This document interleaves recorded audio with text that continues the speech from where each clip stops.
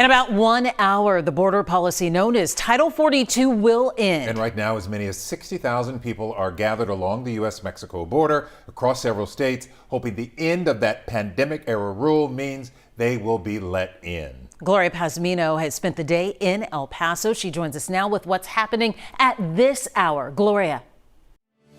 Len and Mia, let me tell you about some of the scenes that we have been watched play out here all day. We are standing right in front of gate number 42, just one portion along the border wall that separates the United States from Mexico, and several dozen migrants have been turning themselves into the custody of Border Patrol as they await the expiration of Title 42 at midnight Eastern Time. That's when the policy will change and shift back to decades-old protocols at a time when we are seeing just mass migration across the Western Hemisphere. There are thousands of people that are still waiting, trying to get in.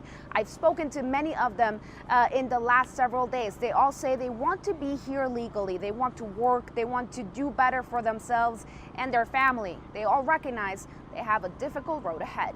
We prepared for this moment for almost 2 years, and our plan will deliver results. As Title 42 ends, the Department of Homeland Security is sounding confident about the policy shift.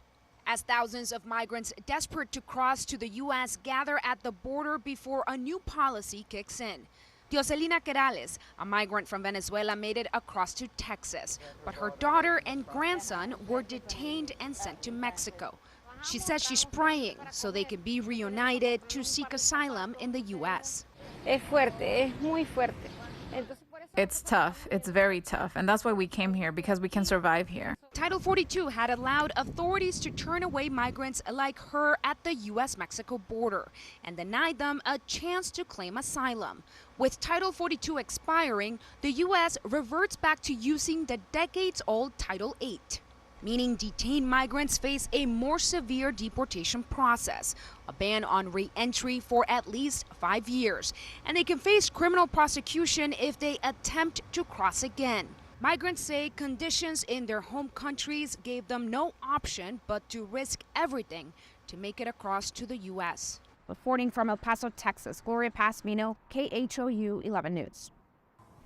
Senator Ted Cruz is in Brownsville tonight, blaming any surge of people on Democratic leaders. The great state of Texas is on the front lines. The volume is overwhelming. It's got to stop.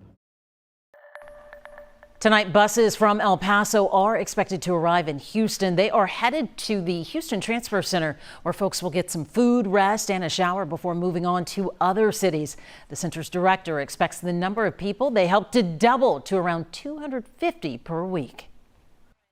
We accept migrants who have been processed by the federal government, so they have Homeland Security documentation that they have been approved to be here in the United States while they wait for their court hearing.